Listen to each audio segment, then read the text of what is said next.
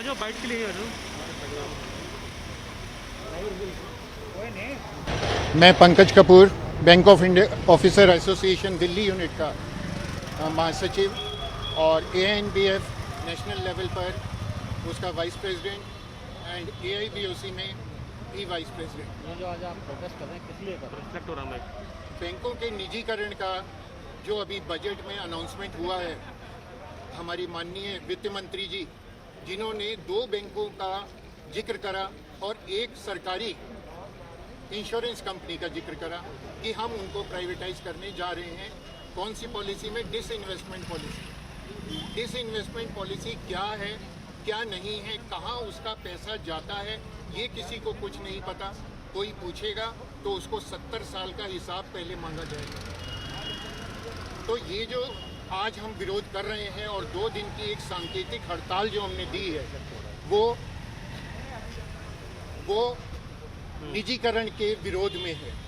जैसे ही मैडम ने ये अनाउंसमेंट करा पार्लियामेंट में बजट प्रपोजल में कि 2 सरकारी बैंक हम निजीकरण करने जा रहे हैं, बैंकों के नाम नहीं लिए, कुछ नहीं लिया, मतलब तैयारी कुछ नहीं है।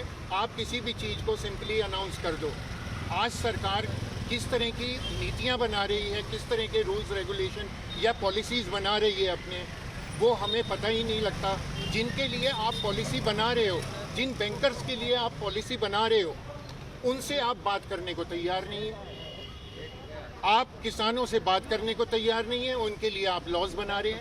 आज क्या हो रहा है यहाँ पे? क्या आज यहाँ पर 2 दिन की सांकेतिक हड़ताल का हम प्रदर्शन कर रहे हैं, डिमॉन्स्ट्रेशन कर रहे हैं और सरकार को ये बताना चाहते हैं कि निजीकरण के हम लोग विरोध करेंगे, आखिर तक विरोध करेंगे।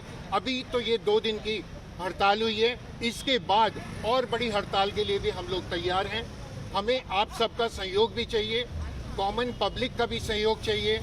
आज हमारे कस्टमर से जब हमने पूछा कि निजीकरण होने से आपको क्या फ़ायदा होगा, उन्होंने सीधा, चाहे उसमें बड़े कस्टमर्स थे चाहे छोटे कस्टमर्स, उन्होंने सब ने विरोध करा कि हम लोग निजीकरण नहीं चाहते, हम लोग निजीकरण का विरोध करेंगे, हम लोग आपके साथ आकर खड़े होंगे। तो आज हम ये जो 2 दिन की सांकेतिक हड़ताल हमने करी है, इसमें जब CLC के पास भी हमारी मीटिंग हुई, उसके अंदर भी यही बातें रखी गई। CLC ने सरकारी नुमाइंदों से पूछा कि आप सरकार की तरफ से क्या लेकर आए हैं। उन्होंने कहा जी कि अभी तो कुछ भी नहीं है, सरकार तो कह रही है अभी ये राइट टाइम नहीं है, और इस तरह की बातें करके ये खत्म किया। लेडीज के लिए सर आप बोलो, अरे आप बोल दो ना मैडम, आप बोलो। देखिए, ये 2 दिन का जो स्ट्राइक बुलाया गया है, कहीं न कहीं ये दर्शाता है कि हम लोग सरकार के विरोध कर रहे हैं। जो सरकार का कदम है निजीकरण का, उसका खुल के विरोध कर रहे हैं। ये किसी रूप में एक्सेप्टेबल नहीं होगा। एक सरकार आती है जो 60 साल तक शासन करती है और वो बैंकों का नेशनलाइजेशन करती है, राष्ट्रीयकरण करती है। दूसरी सरकार आती है जो 7 या 8 साल शासन कर रही है और वो उसका प्राइवेटाइजेशन करती है। क्या ज़रूरत है, ये समझ में नहीं आया। क्या 60 साल में हम पिछड़ गए? नेशनलाइजेशन के बाद जो 1969 में 80 और 84 में जो नेशनलाइजेशन हुआ, उसके बाद क्या देश की स्थिति खराब हुई या सुदृढ़ हुई? सरकार को तो इस पर विचार करना चाहिए। कहीं न कहीं देश बहुत मजबूत हुआ, अर्थव्यवस्था कहीं मजबूत हुई। ऐसी स्थिति में अगर निजीकरण किया जा रहा है, ये गलत फैसला है। इसका जम के हम लोग विरोध करेंगे। UAPU बैनर तले में और ANBF के बैनर तले में। हम लोग ANBF के बैनर तले Canara bank, bank of India मिल के आज डिमॉन्स्ट्रेशन करेंगे। यहाँ से जंतर मंतर तक जाएंगे और सरकार के जो इनका एक्टिविटी जो है बैंक के, देश के अहित में, उसका घोर विरोध करेंगे। ये किसी रूप में एक्सेप्टेबल नहीं होगा। इसका हम लोग मिल के जुल के और हर जगह ऑल ओवर इंडिया में हम इसका डिमॉन्स्ट्रेशन कर रहे हैं, स्टेशन का प्रोग्राम कर रहे हैं और सरकार की नीतियों का खुल के विरोध कर रहे हैं। धन्यवाद। नहीं, ऑल ओवर इंडिया में हो रहा है, दिल्ली नहीं, ऑल ओवर इंडिया में हर जगह हम लोग कर रहे हैं। सभी बैंक में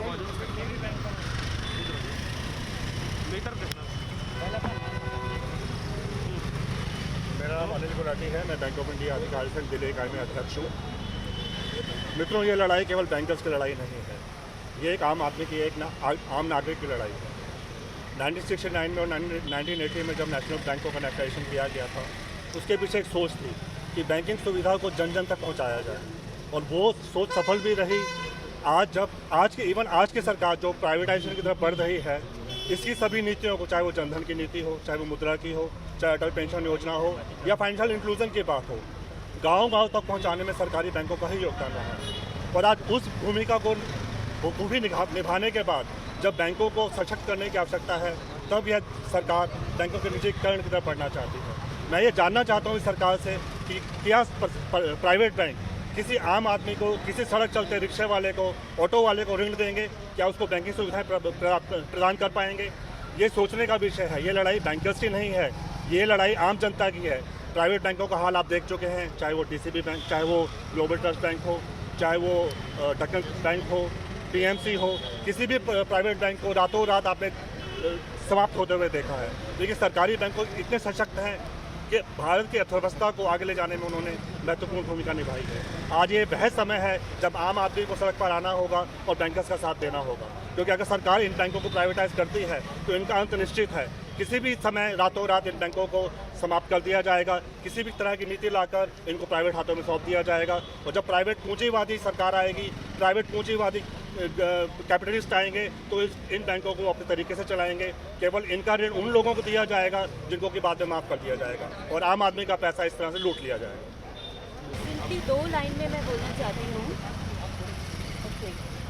प्राइवेटाइजेशन कर रहे हो एक अलग चीज़ है, बट अगर प्राइवेटाइजेशन करना ही है तो आप लाइसेंस बाकी बैंकों को क्यों दे रहे हो? बाकी प्राइवेट इंडिविजुअल बैंकर्स कितने लोग आ रहे हैं, उनको क्यों दे रहे हो?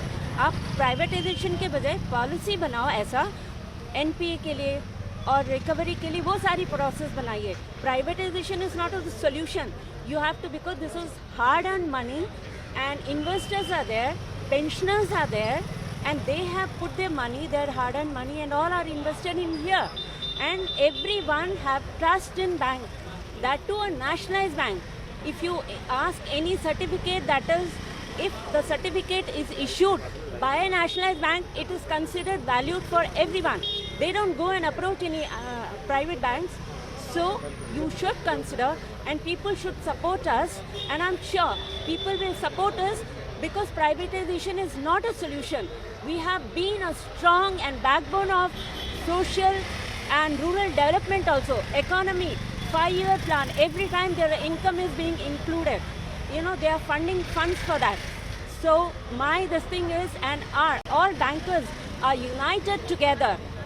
Even when bubble was there in 93 and 95, I'm not sure about the time, but then, even then, Indian bank of, government bank was strong, and not even one bank was closed. In foreign countries, a lot of banks were closed, but being big banks, that too. So you should, the government should consider that no nationalized bank should be privatized. Yes, stringent policy and monetary this thing, they should make some administration, strong administration, and recovery matters should be taken more important. Thank you.